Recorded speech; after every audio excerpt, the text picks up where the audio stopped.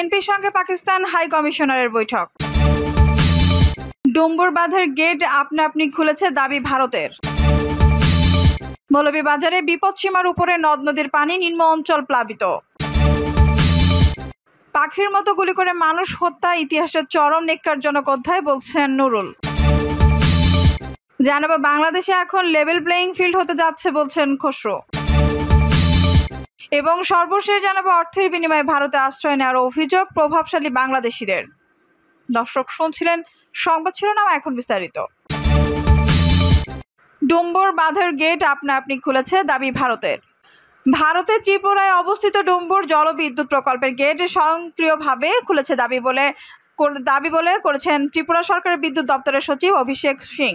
অভিষেক সিং বলেন, ডুম্বুর বাঁধে 3টি গেট রয়েছে। পানির স্তর সমুদ্রপৃষ্ঠ থেকে 94 মিটার হয়ে গেলে স্বয়ংক্রিয়ভাবে গেটগুলো খুলে যায় এবং অতিরিক্ত পানি বেরিয়ে যেতে থাকে। আবার পানির স্তর 94 মিটার হয়ে গেলে নিজে থেকে বন্ধ হয়ে যায়। এক্ষেত্রে মানুষকে কোনো কাজ করতে হয় না। এবারও তাই হয়েছে। এখানে বিদ্যুৎ প্রকল্প কর্তৃপক্ষ কোনো কিছুই করেনি। বাঁধে মোট 3টি গেট রয়েছে। বুধবার 2টি গেট সম্পূর্ণভাবে খুলে যায় এবং একটি গেট অর্ধেক খুলেছিল। এখন 2টি গেট খোলা রয়েছে বলে জানান তিনি আরো বলেন, এটা এমন নয় যে প্রথমবার এই গেট খুলেছে, এর আগেও বহুবার পানির স্তর বৃদ্ধির ফলে গেট খুলেছিল। এটি অত্যন্ত সাধারণ বিষয়। বিশ্বের সব জলবিদ্যুৎ প্রকল্পের গেট এভাবে স্বয়ংক্রিয়ভাবে খুলে। এই বিষয়টি নিয়ে অনেক জায়গায় থেকে বিভ্রান্তি ছড়ানো হচ্ছে বলে অভিযোগ করেন তিনি। উল্লেখ্য, ত্রিপুরা জুড়ে অতি ভারী বৃষ্টির প্রেক্ষিতে রাজ্যের একমাত্র জলবিদ্যুৎ প্রকল্প গোমতী জেলার ডুম্বুর জলাশয়ের পানি ছেড়ে দেওয়ার বিষয়টি নিয়ে ভারত ও বাংলাদেশের মধ্যে বিতর্ক তৈরি হয়েছে। এই বিতর্কের মধ্যে এমন দাবি করলেন ত্রিপুরা সরকারের বিদ্যুৎ দপ্তরের সচিব অভিষেক সিং।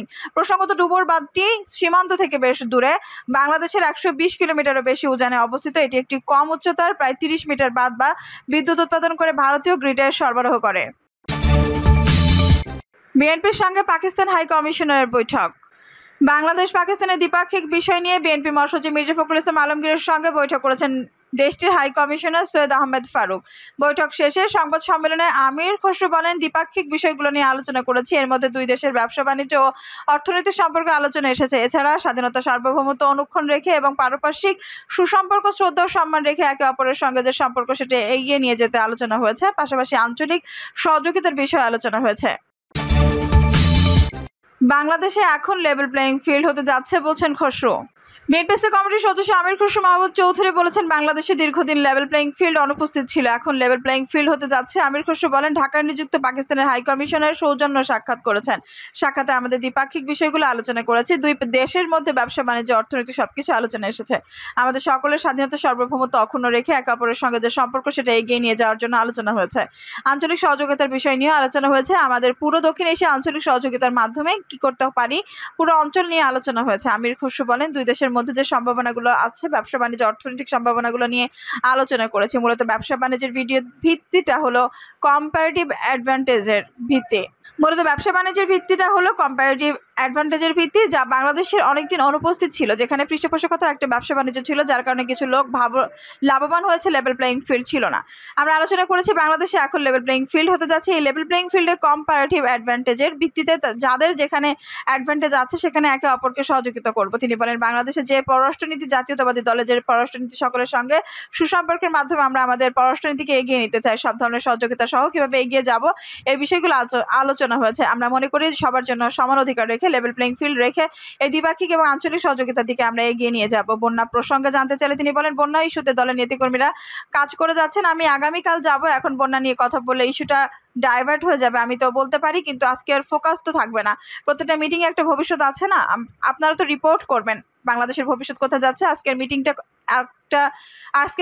মিটিংটা একটা গুরুত্বপূর্ণ মিটিং, একটা পরিবর্তিত প্রেক্ষাপটে একটা গুরুত্বপূর্ণ মিটিং, সুতরাং এটাকে আপনারা ফোকাস করবেন। পাখির মতো গুলি করে মানুষ হত্যা ইতিহাসের চরম নিক্কারজনক অধ্যায়, বলছেন নুরুল। ছাত্রদের আন্দোলনে পাখির মতো গুলি করে মানুষ হত্যা পৃথিবীর ইতিহাসে চরম নিক্কারজনক একটি অধ্যায় বলে মন্তব্য করেছেন বাংলাদেশ জামায়াতে ইসলামের কেন্দ্রীয় নির্বাহী পরিষদ সদস্য ও ঢাকা মহানগর দক্ষিণে আমির মোহাম্মদ নুরুল ইসলাম বুলবুল। তিনি বলেছেন, ছাত্র জনতার গণ আন্দোলনের প্রিয় জন্মভূমি বাংলাদেশ আওয়ামী লীগ ফ্যাসিবাদী অপশক্তির কবল থেকে মুক্ত হয়েছে। রাষ্ট্রশক্তিকে ব্যবহার করে যারা নরপিশাচের মতো ছাত্র জনতার হাজার হাজার লাশ ফেলেছে, জাতি তাদের কখনোই ক্ষমা করবে না। এইসব হত্যাকারীদের অবশ্যই বাংলাদেশের মাটিতে বিচার করা হবে। দীর্ঘ 16 বছর ধরে শেখ হাসিনার নির্দেশে আওয়ামী লীগ সন্ত্রাসী ও প্রশাসন নির্দয়ভাবে অগণতিক মানুষকে হত্যা করেছে। তিনি বলেন, ক্ষমতার শেষের দিনেও এই ফ্যাসিস্ট সরকারের ক্ষমতায় টিকে থাকার জন্য দেশের 18 কোটি মানুষই হত্যা করতে চেয়েছিল। ছাত্র জনতার প্রতিরোধ আওয়ামী লীগ সরকার পদত্যাগ করে দেশ ছাড়তে বাধ্য হয়েছে। বাংলাদেশ জামায়াত ইসলামী ছাত্র জনতা গণ অভ্যুত্থান শাহাদাত বরণকারী সব শহীদদের পরিবারের পাশে থাকবে ইনশাআল্লাহ। মৌলভীবাজারে বিপদসীমার উপরে নদ নদীর পানি, নিম্ন অঞ্চল প্লাবিত। ধোলাই নদী ছাড়া সবগুলো প্রধান নদ নদীর পানি বিপদসীমার উপর দিয়ে প্রবাহিত হলেও মৌলভীবাজারে কমতে শুরু করেছে পানি। উপরিভাগ বন্যার কিছুটা উন্নতি হলেও নিম্ন অঞ্চল রাজনগর উপজেলা সদর সহ বিভিন্ন এলাকার ঘরবাড়ি, ব্যবসা প্রতিষ্ঠান এখনো কোমর সম পানিতে নিমজ্জিত। এদিকে উপজেলার সদর ইউনিয়নের ময়না দোকান নামক স্থানে মাছ ধরতে এসে পানিতে পড়ে নিখোঁজ হয়েছেন হৃদয় মিয়া নামে এক যুবক। উজানের ঢলের পানি ও টানা বর্ষণে মৌলভীবাজার জেলার সদর, রাজনগর, কমলগঞ্জ, কুলাউড়া ও জুড়িসহ অন্যান্য উপজেলার 72টি ইউনিয়নের বিভিন্ন গ্রামের মানুষ বন্যা কবলিত হয়ে পড়েছে। মনু নদীর 6টি স্থানে ও ধোলাই নদীর 4টি স্থানে বন্যা প্রতিরক্ষা বাঁধ ভেঙে বেশি আক্রান্ত হয় রাজনগর, কুলাউড়া ও কমলগঞ্জের কয়েকটি ইউনিয়ন। বন্যা আক্রান্ত মানুষকে স্থানীয় প্রশাসনের সঙ্গে সেনাবাহিনী, বোট সহ উদ্ধার ও বিভিন্ন রকম সহযোগিতা করছে। 22 আগস্ট মৌলভীবাজার কুলাউড়া সড়কের যান চলাচল বন্ধ থাকলেও ওই দিন রাত থেকে কিছু যান চলাচল শুরু করেছে। রাজনগর উপজেলা নির্বাহী অফিসার সুপ্রভাত চাকমা সমকালকে জানান, উপজেলা সদর এখনো পানিতে নিমজ্জিত থাকলেও পানি কমতে শুরু করেছে। তবে কাউরিয়াদিঘি, হাওরপাড়ের পাঁচগাঁও, ফতেপুর ও উত্তরবাগ ইউনিয়নের নিম্ন অঞ্চলের বেশ কিছু গ্রাম নতুন করে প্লাবিত হচ্ছে। কুলাউড়ার টিলাগাঁও ইউনিয়নের চেয়ারম্যান আব্দুল জানান, বাড়িঘর থেকে পানি নামতে শুরু করেছেন। রাজনগর উপজেলার মেদিনগর মহল গ্রামের ছানাওয়ার মিয়ার ছেলে হৃদয় মিয়া গতকাল দিবাগত রাতে জাল দিয়ে মাছ ধরতে আসে সদর ইউনিয়নের ময়নার দোকান এলাকায়। রাত 1টার দিকে ঝুঁকি জাল খেয়েও দেওয়ার সময় তিনি পানিতে পড়ে আর উঠতে পারেনি। ফায়ার সার্ভিস, সিভিল ডিফেন্স ও স্থানীয় সূত্রে জানা যায়, উপজেলার মেদিনী মহল গ্রামের হৃদয় অনেকের সঙ্গে জাল নিয়ে মাছ ধরতে আসেন ময়নার দোকান এলাকায়। মাছ ধরতে জাল উড়িয়ে ফেলার সময় তিনি পা ফসকে পানিতে পড়ে যান। তীব্র স্রোত থাকায় তিনি আর উঠতে পারেনি। এই বিষয়টি সঙ্গে সঙ্গে রাজনগর ফায়ার সার্ভিসকে জানানো হয়। তারা সিলেটের ডুবুরি দলের সঙ্গে যোগাযোগ করেন। তারা আজ শুক্রবার সকালে এসে উদ্ধার অভিযান শুরু করে। আশপাশ এলাকা খুঁজে নিখোঁজ ব্যক্তিকে না পেয়ে সিলেটে ফিরে যায় ডুবুরি দল বলে জানিয়েছেন Rajnagar fire service civil defence station manager Ali Hossain. Rajnagar উপজেলা নির্বাহী অফিসার শুক্রবার চাকমায়ের সত্যতা নিশ্চিত করেছেন। অর্থের বিনিময়ে ভারতে আশ্রয় নেওয়ার অভিযোগ প্রভাবশালী বাংলাদেশিদের। ছাত্র জনতার গণ অভ্যুত্থানের রাজনৈতিক পট পরিবর্তনের পরে প্রভাবশালী বাংলাদেশের অনেকেই অর্থের বিনিময়ে ভারতে আশ্রয় নিচ্ছেন, এমন অভিযোগ উঠেছে। প্রতিবেদনে দাবি করা হয়, বাংলাদেশ থেকে নিরাপদে ভারত পৌঁছে দিতে একাধিক চক্র কাজ করছে। আশ্রয়প্রার্থী ব্যক্তির আর্থিক সঙ্গতি ও সামাজিক পরিচিতি বুঝে টাকা নিচ্ছে চক্র। ভারতীয় সীমান্তরক্ষী বাহিনী ইতিমধ্যে চক্রের কয়েকজন সদস্যকে গ্রেপ্তার করেছে এবং বাকিদের আইনের আওতায় আনতে অভিযান চলছে। আনন্দবাজার জানায়, অর্থের বিনিময়ে ইতিমধ্যে বাংলাদেশের একজন সংসদ সদস্য সপরিবারে ভারতে আশ্রয় নিয়েছেন। তাদের অনুসন্ধানে উঠে এসেছে, ওই সংসদ সদস্য মেহেরপুর উপজেলার কাশারি বাজার থেকে ভারতীয় সীমান্তবর্তী কাথুলি বাজারে যোগাযোগ করেছিলেন। নাদিয়ার করিমপুর 2 ব্লকের রাউতবাদী গ্রাম থেকে তার কাছে মাথাপিছু 1 লাখ রুপি করে দর জানানো হয়। এছাড়া তারা যতদিন নিরাপদ আশ্রয়ে থাকবেন ততদিন সীমান্তরক্ষী বাহিনী, বিএসএফ এবং পশ্চিমবঙ্গ পুলিশের নজর এড়িয়ে থাকতে মাসে 10 লাখ রুপি করে দিতে হবে। দর কষাকষি পরে সীমান্ত পার হতে মাথাপিছু 70,000 এবং আশ্রয়ের জন্য মাসে 5 লাখ রুপিতে চুক্তি হয়। একদিনে অপেক্ষার পর কাথুলি ও কালুবেড়িয়া হয়ে কাঁটাতারের বেড়া নিয়েই ভারতের এমন একটি গ্রামে আশ্রয় নেন ওই সংসদ সদস্য ও তার পরিবার। বাংলাদেশের পশ্চিমবঙ্গ চক্রের 2 জন সদস্য 24 ঘন্টায় এই অপারেশন সফল করেছে বলে উল্লেখ করা হয়েছে প্রতিবেদনে। আনন্দবাজার কাথুলিবাজার এলাকার ব্যবসায়ী শেখ নাজিমের বক্তব্য প্রকাশ করেছেন। তিনি বলেন, আমরা এসব এলাকা হাতের তালুর মতো চিনি। কোথায় কাঁটাতার আছে, কোথায় নেই, সব মুখস্থ। কোথায় পাচারকারী কাঁটাতার কেটে রেখেছে সেটাও জানি। নাজিম বলেন, এই বর্ষার ভৈরব নদীর টৈটম্বুর নদী পুরো খোলা।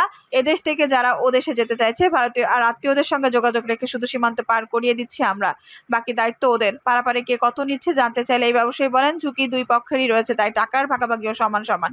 পশ্চিমবঙ্গের দেবাংশু পরিবর্তিত নাম বলে, কাঁটাতার পার হয়ে আমাদের চাষের জমি আছে, রোজ যাতায়াত করি। ওদিক থেকে বেশ কয়েকজন পরিচিত আত্মীয় স্বজন ভারতে আসার জন্য মোটা টাকা দেওয়ার প্রস্তাব দিয়েছিল। আমরা শুধু পার করে এখানে নিয়ে এসেছি, রাখার দায়িত্ব আমাদের নয়। সেটা দেখে অন্য লোক বিএসএফ পুলিশের নজর কিভাবে এড়াচ্ছেন জানতে চাইলে দেবাংশু বলেন, বিএসএফ এখন খুব সজাগ, সেটা ঠিক। তবে গ্রামে আমাদের সবার সঙ্গে সুসম্পর্ক, তাই কাউকে আশ্রয় দিয়েছি জানলে কেউ মুখ খুলবে না। কাজটা অর্থনৈতিক। আনন্দবাজার প্রতিবেদক দৃষ্টি আকর্ষণ করলে ওই যুবক বলে, ওই দেশ থেকে যারা আসছে তারা তো সত্যি বিপদে পড়েছে। বিপদে মানুষকে আশ্রয় দেওয়া তো মানুষেরই সকলেরই কর্তব্য, এমন মন্তব্য করার আনন্দবাজার দেবাংশুকে দার্শনিক আখ্যা দেয়। প্রতিবেদনে বলা হয়, শেখ হাসিনার আওয়ামী লীগের ঘনিষ্ঠ সমর্থকরা এখন বাংলাদেশের আন্দোলনকারীদের নজরে। হাসিনার আমলে অনেক প্রভাবশালী বিরুদ্ধে গ্রেপ্তারি পরোয়ানা দেওয়া হয়েছে। রাজনীতিতে যুক্ত না এমন মানুষদেরও জরুরি প্রয়োজনে ছাড়া দেশে ছাড়ার অনুমতি দিচ্ছে না বাংলাদেশের অন্তর্বর্তী সরকার। দেশের ভাবমূর্তি ঠিক রাখতে সংখ্যালঘুদের দেশ ছাড়ার ক্ষেত্রেও বিশেষ নজরদারি চালানো হচ্ছে। তারপরে অনেক নিরাপত্তাহীনতায় ভুগছেন, তাই যে কোনো দেশে ছেড়ে ভারতে আশ্রয় নিতে চাচ্ছেন বলা হয় প্রতিবেদনে। ভারতে আশ্রয় নেওয়া বাংলাদেশে নিয়ে পশ্চিমবঙ্গের সীমান্তবর্তী গ্রামের বাসিন্দা এবং বিএসএফ শঙ্কিত উল্লেখ করে আরও বলা হয়, ইতিমধ্যে টহল জোরদার করা হয়েছে। বিএসএফ দক্ষিণবঙ্গ ফ্রন্টিয়ারের ডিআইজি একে অর্জ বলেন, অনুপ্রবেশে সব রকম তথ্য রাখার চেষ্টা করছে বিএসএফ। বেশ কয়েকটি অবৈধ অনুপ্রবেশ ঠেকিয়েছে জওয়ানেরা, বেশ কয়েকজন গ্রেপ্তার হয়েছে। তবে সীমান্ত এলাকায় এই মুহূর্তে কোনো উত্তেজনাকর পরিস্থিতির খবর নেই। অবৈধ অনুপ্রবেশ ঠেকাতে কতটা সক্রিয় জানতে চাইলে বর্ডার গার্ড বাংলাদেশ বিজিবি মহাপরিচালক যোগাযোগ কর্নেল শফিউল আলম পারভেজ আনন্দবাজার অনলাইনকে বলেন, যারা রাজনৈতিক ক্ষমতা অপব্যবহার করে বেআইনি এবং অন্যায় কাজ করছেন তাদের বিরুদ্ধে আইন অনুযায়ী ব্যবস্থা গ্রহণ করা হবে। বেশিরভাগ ক্ষেত্রে অভিযুক্তের বাংলাদেশ ছেড়ে ভারতে আশ্রয় নিচ্ছে। বাংলাদেশে অভিযুক্ত ব্যক্তিরাও দেশে যাতে কোনোভাবে রাজনৈতিক আশ্রয় না পায় তার জন্য আমরা ভারত সরকারকে অনুরোধ জানাবো। আনন্দবাজারকে বলে শফিউল আলম, গত 7 আগস্ট বর্ডার গার্ড বাংলাদেশ সংবাদ বিজ্ঞপ্তি দিয়ে জানায়, বৈষম্য বিরোধী ছাত্র জনতায় বিদায় পরবর্তী পরিস্থিতি কিছু দুর্নীতিবাজ ও দুষ্কৃতকারী ব্যক্তি দেশ ছেড়ে পালিয়ে যাওয়ার চেষ্টা করেছেন। এই অবস্থায় কেউ যাতে দেশ ছেড়ে পালিয়ে যেতে না পারে সেজন্য সীমান্তে বিজিবির টহল ও গোয়েন্দা নজরদারি বাড়ানো হয়েছে। দর্শক, এই ছিল এখনকার সর্বশেষ সংবাদ। নিউজটি ভালো লাগলে অবশ্যই একটা লাইক দিন, কমেন্টে আপনার মূল্যবান মতামত জানান। সবসময় আমাদের পাশে থাকতে সাবস্ক্রাইব করে বেল বাটনটি অন করে রাখুন। ধন্যবাদ।